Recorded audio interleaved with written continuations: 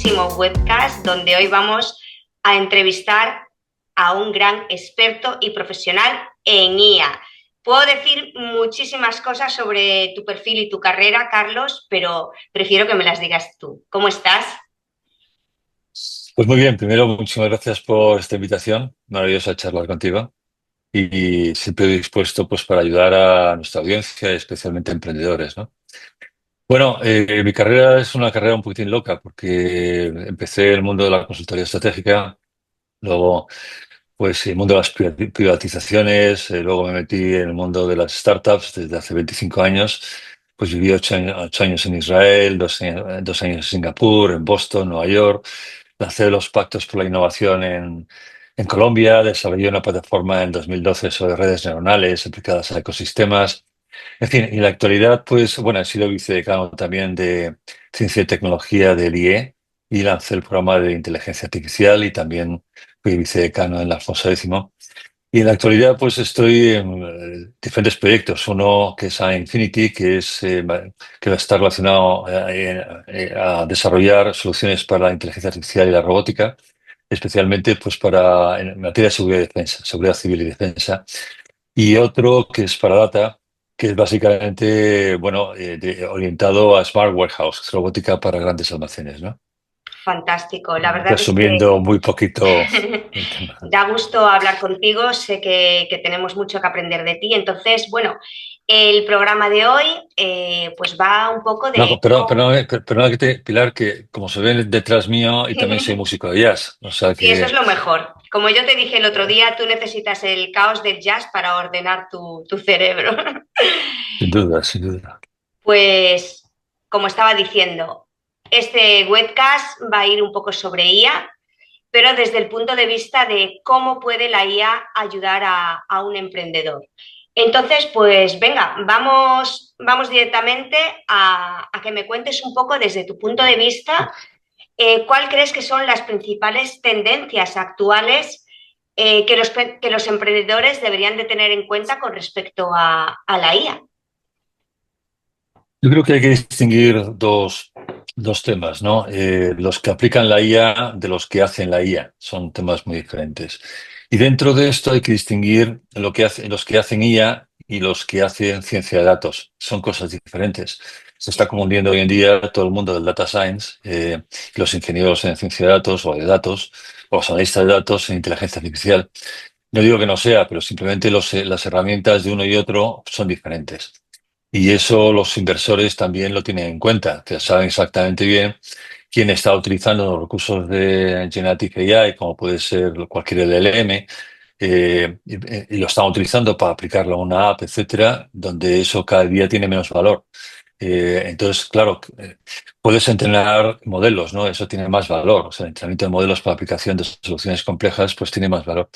Pero lo que realmente está teniendo mucho valor hoy en día es aquellos que están desarrollando código basado en cualquier tipo de algoritmo de inteligencia artificial, ¿no? Estamos en un momento bastante bonito, muy bonito y muy complejo, porque, bueno, yo que estoy en un foro en Singapur y el otro día pues di una conferencia en Singapur sobre inteligencia artificial para la humanidad.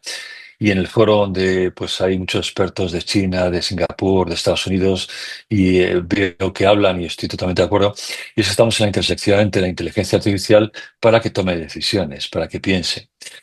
En realidad, la inteligencia artificial es mimetizar el ser humano, entonces sea por la manipulación de audio, manipulación de fotos, manipulación, Sí, etcétera, según por los algoritmos que queramos utilizar, pero al fin y al cabo es como nosotros sentimos el entorno, entendemos el entorno, y es simplemente con deciros, oye, vamos a desarrollar un software para entender en qué entorno estamos. Eso es complejísimo.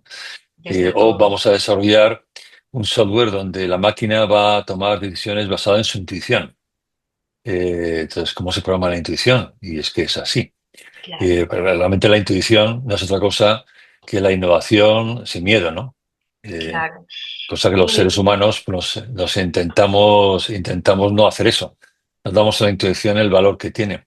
Pero sin eso embargo, la es. intuición tiene un valor tremendo, ¿no? Dentro del mundo de la innovación y en el mundo de la serendipia. Y por tanto, que una máquina pueda intuir, al ser humano le cuesta.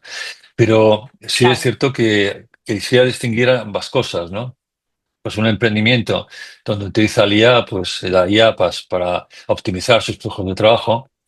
Está bien, que eso está fantástico y yo creo que hoy en día, pues, que todo el mundo tenemos que hacerlo. Es que ya la IA es una herramienta como antiguamente podía ser Generative AI, la utilización, una herramienta como antes podía ser el PowerPoint. Hoy en día es una inteligencia, es una herramienta de inteligencia, ¿no? Pero bueno, de lo que estamos hablando, de lo que tiene realmente valor en el mundo del emprendimiento y en el mundo de las startups, es lo otro, ¿no? Es donde se está movilizando toda la inversión y hacia dónde se está yendo, ¿no? ¿Y hacia dónde está yendo? Porque has tocado el tema en concreto de, bueno, la creación y desarrollo de software o de IAs relacionadas, pero no todos los emprendedores pueden acceder a esa tecnología, ¿no? Entonces, si un emprendedor tiene una idea o aporta determinado valor al mercado y cree que esa idea puede tener un futuro, ¿cómo podría utilizar la IA? O sea, no hablamos de personas muy tecnológicas o genios, ¿no? De la informática.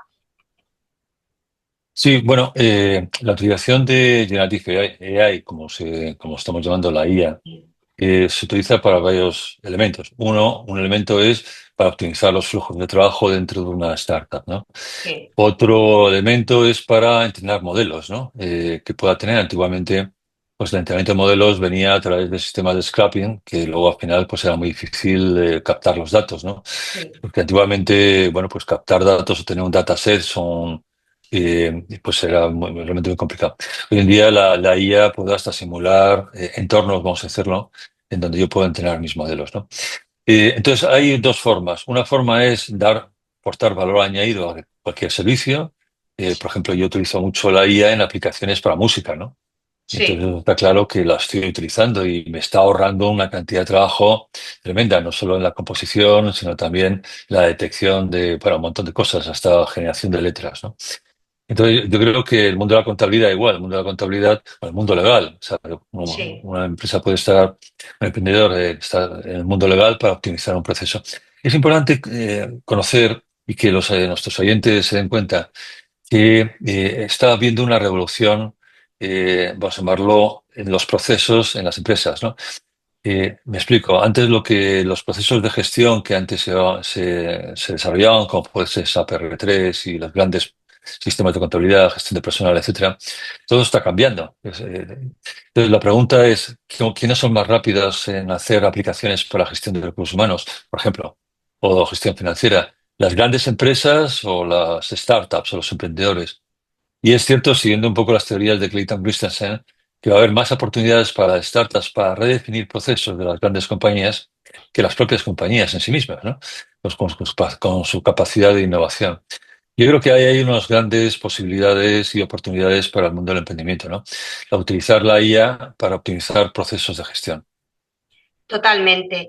Y aún así, sin embargo, pues poner el caso de España, ¿no? Tú eres muy internacional, pero en España todavía hay reticencia a la utilización de IA, incluso para mejorar los procesos, lo cual es bastante asombroso, ¿no? Que todavía estemos ahí.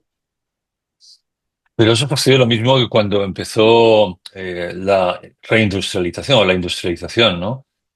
Pues cuando empezaron los procesos industriales, la gente se negaba porque había grandes películas de los años 20 en Mm, donde se veía que no querían aceptar una máquina que a lo mejor tenía una K, ¿no? De proceso y aquí ocupaba sí, toda una pared, ¿no?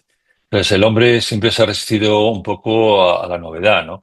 Y algunos, sobre todo además la gente joven, pues está rechazando lo que puede ser la IA porque están volviendo posiblemente a entender la vida de una forma más natural, en términos generales, ¿no? Pero bueno, es cierto que hay que entender que la IA hoy en día es necesaria, que simplemente darle la espalda significa menor competitividad. Un emprendimiento, una pequeña empresa de dos, tres, donde yo he tenido muchas veces una empresa y he nacido dos o tres, se basa en intentar llegar al mercado de una forma más innovadora, diferente al resto, porque si soy igual que el resto, olvídate.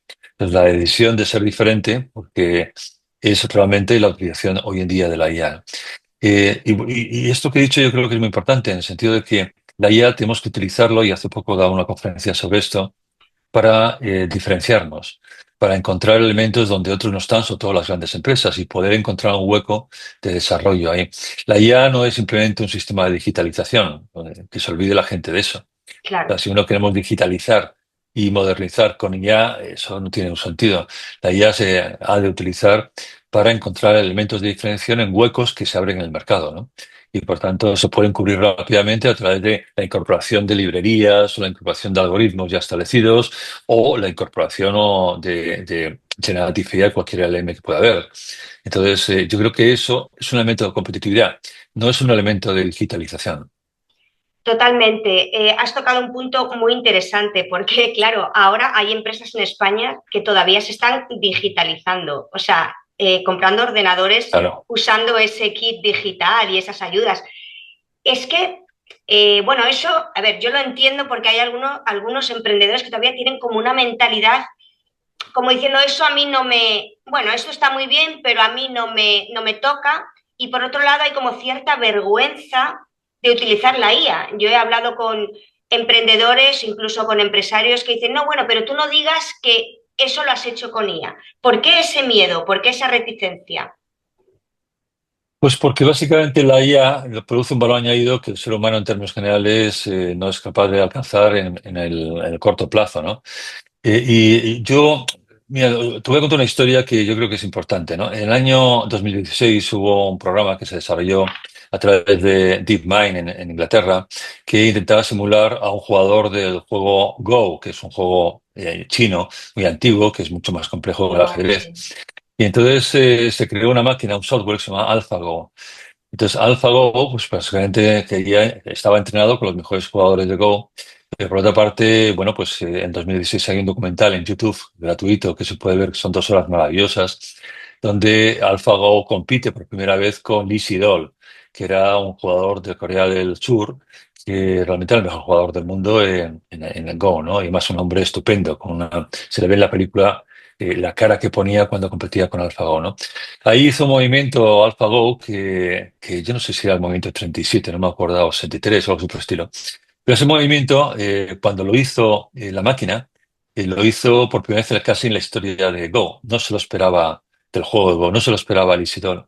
La cara de Isidol fue espectacular. Ni siquiera los programadores, se le vio la cara a los programadores no sabían cómo había tomado esa decisión, ¿no? A partir de esa decisión de AlphaGo, Isidol ganó las siguientes 100 partidas. ¿Qué Increíble. significa eso? Significa que la IA, claro, nos permite hacer cosas que nosotros o tenemos miedo a hacerlas o no sabemos hacerlas.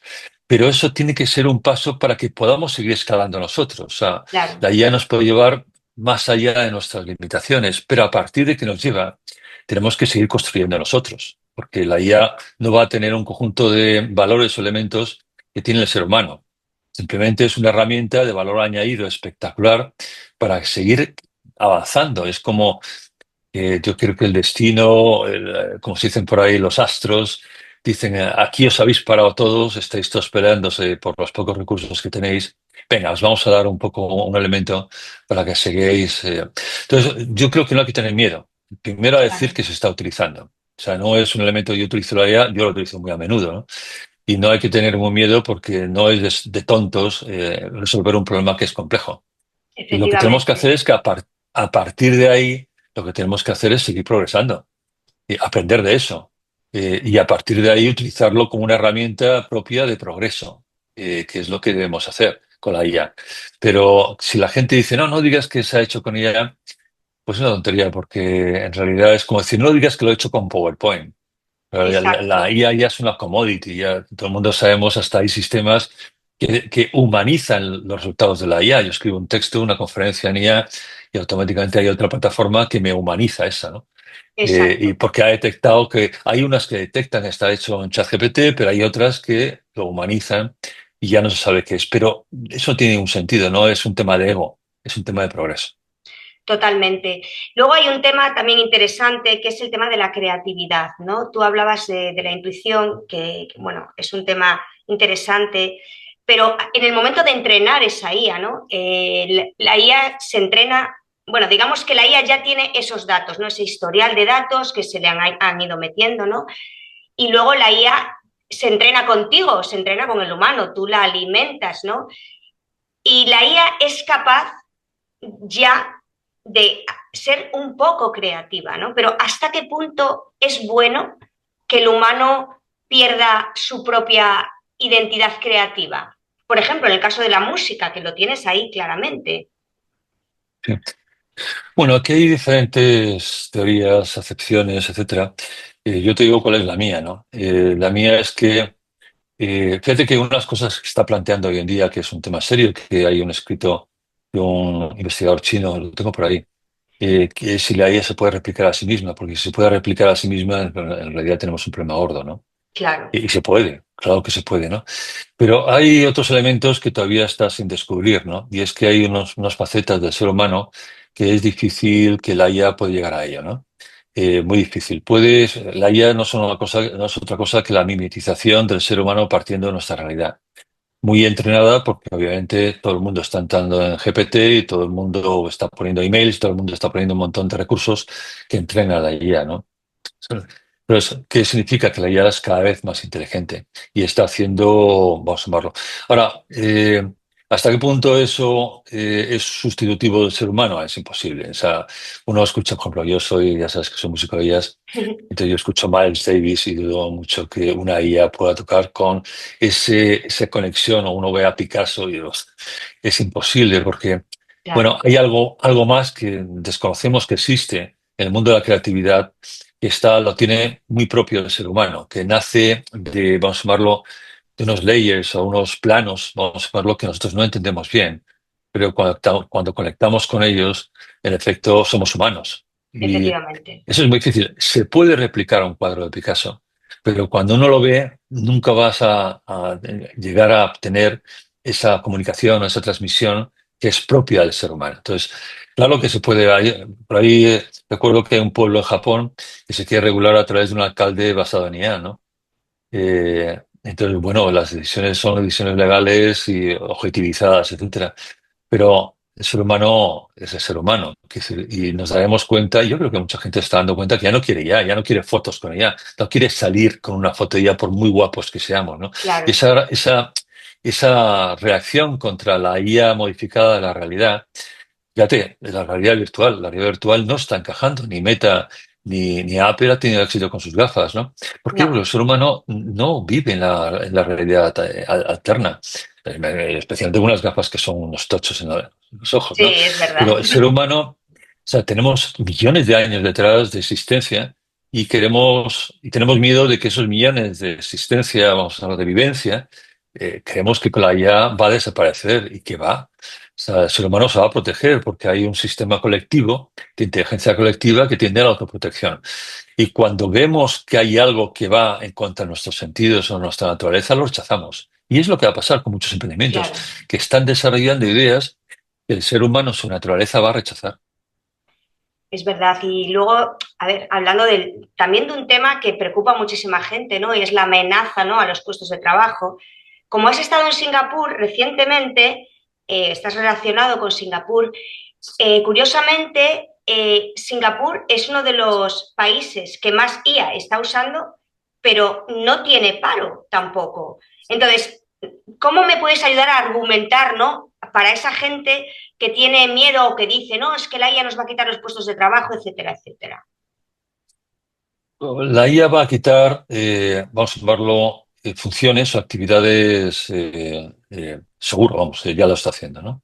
Igual que cuando vino el proceso de industrialización, y las máquinas y los robots empezaron a hacer coches, sustituyeron al ser humano. El ser humano se recicló. O sea, lo que hemos de entender es que tenemos que orientarnos hacia funciones basadas en un nuevo paradigma. Esto es un nuevo paradigma y esto es inevitable, además porque los empresarios optimizan mucho más los costes y encuentran mejores ventajas competitivas a través de la IA que el ser humano trabajando. Y eso es así, es inevitable. Al fin y al cabo, oye, cuanto más dinero se gane las empresas, más reinvierten y por lo tanto más puestos de trabajo hay. Pero claro, los puestos de trabajo que se producen son puestos de trabajo que ha de entender la IA y han de utilizarla, ¿no? La IA no resuelve todo, que va, para nada. La IA es un instrumento para resolver problemas que cada vez son más complejos, ¿no? Entonces, ¿qué pasa? Que el ser humano, que antes pues trabajaba en una actividad muy determinada, que ahora es sustituida, por ejemplo, los traductores o vamos a llamarlo las compañías de producción de vídeo, ¿no?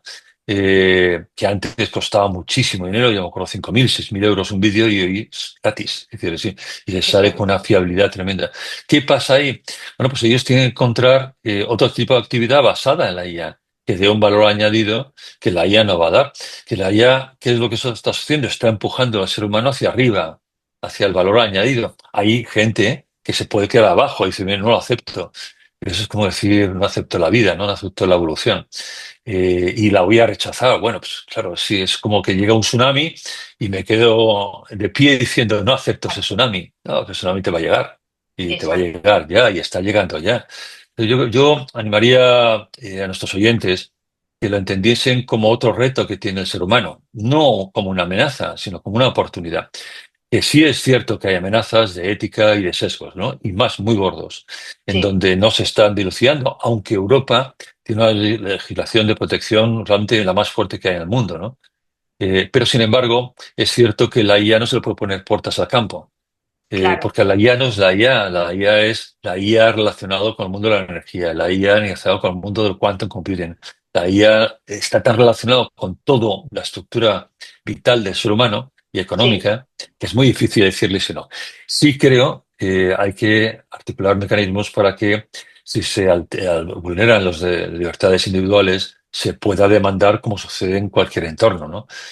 Pero sí también creo que las empresas tienen que estar obligadas, igual que sucede en el mundo de la sostenibilidad, obligadas a hacer auditorías de algoritmos, ¿no? Tienen que abrirse los algoritmos para hacer auditorías por parte de auditores tecnológicos. Y no puede seguir que ellos estén haciendo lo que se quiera, porque es cierto que en la actualidad estamos todos fichados, ¿no? es verdad. España está preparando una nueva, bueno, una nueva ley sobre IA, aunque tampoco tenemos muy claro a dónde va a llegar eso, cómo nos va a afectar. Mira, hay un elemento, que es un tema también de ideologías, ¿no? Hay Sí, un elemento que dice, oye, pues vamos a regular todo para intentar defender los derechos individuales, ¿no? sí, Pero regulando todo es cuando justamente se va a alterar los derechos individuales, porque es un tema de competitividad. sí, Es decir, ¿qué significa eso? Si yo regulo a priori cualquier esquema que pueda haber, primero es un absurdo, porque esto es irregulable, no se puede regular. Igual que la vida en términos generales no se puede regular, la IA no se puede regular. Se puede establecer mecanismos de a posteriori de claro, defensa de los derechos, ¿no? Pero si tienes un gobierno, vamos a llamarlo de estatista y de regulador y controlador, pues va a intentar hacer algo que es inviable. ¿Qué puede dar como consecuencia una regulación restrictiva de la IA? Que los chinos nos avancen muchísimo. Europa está quedando atrás justamente por esta razón. Chinos, asiáticos, que en términos generales tienen unos avances muy superiores a los americanos, en términos generales, ¿no? Entonces, claro, ¿qué sucede? Que ellos van a poner coches mucho más baratos porque están optimizando los coches eléctricos y nos vamos a quejar y vamos a empezar a poner impuestos para que no entren. Pero el hecho es que quien ya, se ve perjudicado es el usuario. El usuario, en vez de pagar 50.000, 60.000, podría estar pagando 10.000 o 20.000 o 30.000, ¿no? Y además en coches realmente muy buenos. Entonces, es un problema ideológico que ahora tampoco las ideologías tradicionales dan respuesta a lo que está sucediendo en el mundo con respecto pues, a ese tipo de fenómenos, ¿no? sí. Pero sí creo que una restricción, vamos a llamarlo muy fuerte por parte de España, sería una pérdida de libertad y es una pérdida de competitividad, sin duda. Totalmente. Pues vamos a bajar, nos queda poquito tiempo, vamos a bajar a tierra y vamos a estos emprendedores que nos estén escuchando, que estarán un poco asombrados, dirán, Dios mío, pero es para tanto, ¿no? Vamos a ver qué consejo le das a un emprendedor que está ahora mismo enamorado de su proyecto y con muchas ganas de conseguir inversión, cómo puede utilizar la IA de forma práctica y accesible para conseguir ese éxito, ¿no? Esa inversión y ese desarrollo de su proyecto. Mira, hay un libro que voy a recomendar vivamente que se llama, está en inglés, pero bueno, yo creo que se puede, está en inglés, además yo creo que lo voy a traducir, o sea que habla con un autor que es socio mío y lo voy a Genial, traducir al español, se llama Now, conoce, decide, decide and act muy bien. y actúa. Está en Amazon, si se quiere, además está en la versión Kindle, ¿no? Sí, Now Decide and Act.